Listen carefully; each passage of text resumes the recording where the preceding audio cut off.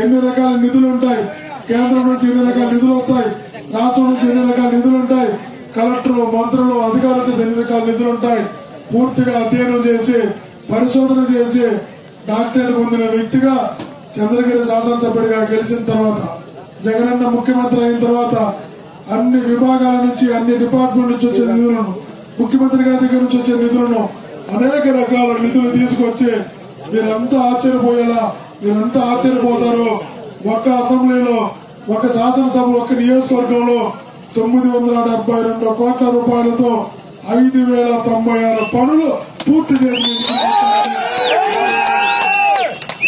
ఎక్కడెక్కడి నుంచి అభివృద్ధి నిధులు ఉంటాయో ప్రతి అభివృద్ధి నిధి కూడా తీసుకుడు తమ్ముడు నాగార్జునతో కలిసి సర్పంచ్ ఎంపీడీసీ ఎక్సర్పంచులు ఎక్సర్పీడీసీలు గృహసారథులు వార్డు మెంబర్లు వచ్చి ప్రతి ఒక్కరిని కలవడం నాకు ఇష్టం. ప్రతి ఒక్కరి కష్ట సుఖాల్లో భాగస్వామి కావాలని నాకు కూడా ఉన్నది. వీలైనంత వరకు ఎన్నికల లోపల ప్రతి పంచాయతీకి రావడానికి ప్రయత్నం చేస్తా. ఎన్నికల లోపల కొంతమందిని కలవలేకపోతే ఎన్నికల రిజల్ట్ వచ్చే లోపల 20 రోజులు ఆ 20 రోజులు కూడా మీ దగ్గరకు వచ్చి మిమ్మల్ని కలుస్తా. రిజల్ట్ వచ్చాక కూడా మీ కుటుంబంలో ఒకటిగా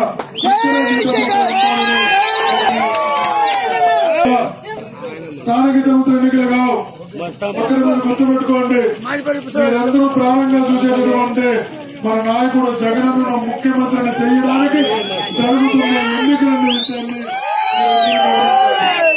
జగన్మోహన్ రెడ్డి గారు ఇచ్చిన పిలుపును ఒక్కసారి ప్రతి ఒక్కరు గమనించండి. ఈ రోజు మనం ఏ ఇంటికి వెళ్ళినా, ఏ బజార్కి వెళ్ళినా, ఏ పల్లెకు వెళ్ళినా, ఏ మున్సిపల్ వార్డుకి వెళ్ళినా కూడా ఇక్కడ ఉన్న ముఖ్య నాయకులు కార్యకర్తలు వేదిక మీద ఉన్న పెద్దలందరూ ధైర్యంగా ప్రతి ఇంటికి వెళ్తున్నాం.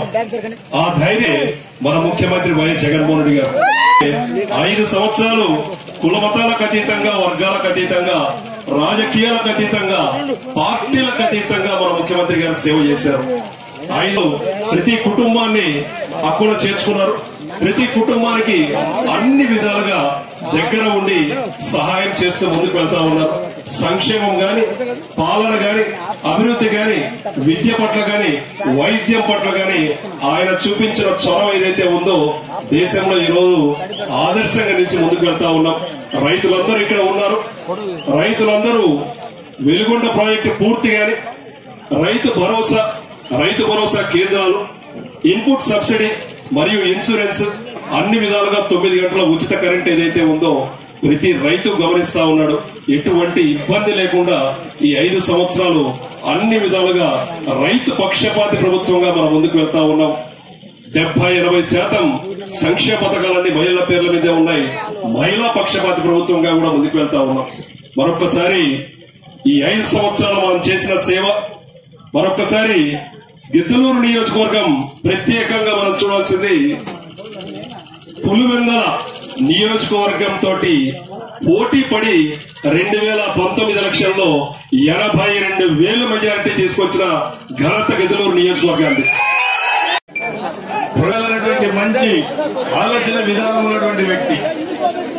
అలాగే జగనన్న ఆశీస్సులతోటి ప్రస్తుతం మార్కాపూర్ శాసనసభ్యులుగా ఉండి జరగబో ఎన్నికల్లో గిద్దలూరు నియోజకవర్గం నుండి వైఎస్ఆర్ కాంగ్రెస్ పార్టీ తరఫున పోటీ చేస్తున్నటువంటి కుందూరు నాగార్జున రెడ్డి గారి విషయం వచ్చేప్పటికీ వారి తండ్రి గారు ఈ ప్రాంతానికి సుపరిచితులు.